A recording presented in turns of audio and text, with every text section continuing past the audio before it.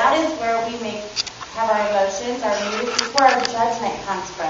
I know in Revelations there's a lot of, I'm not going to get into this whole thing, but in Mark of the Beast they're talking about the mark on the forehead and on the hands. And there are some theologists who will say that it's not so much a mark that's on us, but it's based on the judgment, the decisions that we make in our hands, what we do. And so when we are messing with our judgment, we're messing with the way that we make our decisions, we're messing with the plan God has for our lives. We're messing with our relationship with Him. That's why it ends up messing with us. But you don't know that right from the beginning. You see all your friends just having a good time, and you think, they're not doing anything wrong, they're just having fun. So you kind of get acclimated. I got acclimated to it that way. I knew all the rules. I know the 10 Commandments by heart when I was 6 years old. But to me, God was a bunch of rules. And rules meant no fun.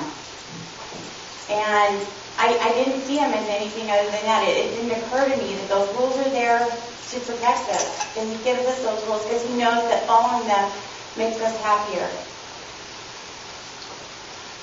So I set out to have fun.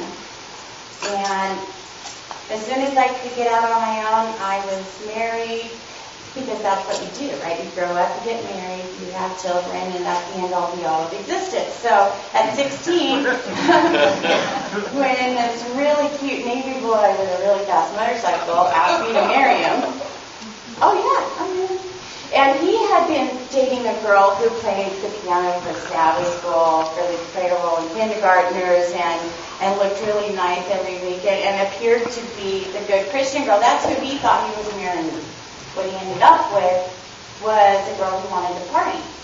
If you want to party, military bases are a good place to go. You will always find a party. And he was like, he has his hands in the air going, that's not what I signed up for. That's not who I wanted, to end up with, but that's what I did. And the first time I drank was not pretty. We had some friends over. They had some wine coolers, and he wasn't going to drink, but I saw them. They offered me one, and I'm like, sure, I'll have one. And I started drinking, and 3 wine coolers and a bottle of something later, I decided I needed to go for a walk. Tried to walk through the screen door. Finally got it open. My husband finds his new bride-to-be passed out in the bushes. In not a very pretty, and that just, we won't go there. It was not pretty. He had to clean me up, bring me back inside. The next morning, I felt awful. Did that stop me the next weekend when they all wanted to go out and go dancing? Now, keep in mind, I was raised Adventist. We didn't dance. Yeah. And so I didn't have that experience or anything. So the only way I could go out and dance was to have some more drinks. And then I thought I could dance, and then I didn't care if I looked foolish. So I had more. I didn't think I was really doing anything wrong, right? The whole time I was growing up, we don't drink, we don't do this, we don't go to movies, we don't dance. It wasn't because I didn't know why. It was just against the rules. I'm out on my own. I'm not going to follow the rules. I'm going to have fun. And it's just a little bit, right? You're thinking, I'm just going to have fun. And when I saw this picture, it reminded me, where have we heard this before? You're not really doing anything wrong. You're just having a little fun. This is from the beginning of time. We've been hearing this lie. We've been hearing a serpent came up and said, don't you want to know more? Why do you think God's hiding this stuff from you? Don't you want to have fun? That's kind of where it all started when I look at it. He's sneaky. He doesn't sit there and say, you know what, you're going to end up in jail, prison, or die. Because that wouldn't be enticing to us for some reason. Satan wants to destroy our capacity to relate to God. He wants to damage our brain and reduce us to being animals instead of being a person. Drugs will do that. Alcohol will do that. If we get to the point that we're addicted to the drugs, That's the most important thing in our lives. And if that's the most important thing in our lives, that's our idol. That's our new God. We don't have the capacity anymore to relate to Him. Very insidious. And then you realize where you are.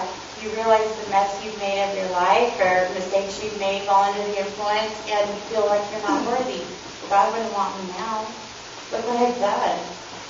He can't possibly love me. I'm not doing what He set out, what the plan He set out for my life. And He destroys the way that we view God. He destroys the perception of a loving, forgiving, healing Father. You've heard the story about how to boil a frog, right? Apparently, if you ever want to do this at home, don't do it here. You want to boil a frog, you put him in tepid water, and you gradually turn up the heat. And he won't jump out because he's like, oh, this is nice and cozy, and he acclimates to his environment. And next thing you know, the water's boiling and the frog is dead. That's what that's what Satan does to us when we don't stay fully connected with God. He says, it's just a little fun here, it's just a little drink over here, it's just a little stealing over here, whatever it is. You're not doing anything really wrong. It's not actually against the Ten Commandments or anything. And you go a little bit further, a little bit further, a little bit further, and next thing you know, you're in a whole lot of hot water. I can relate.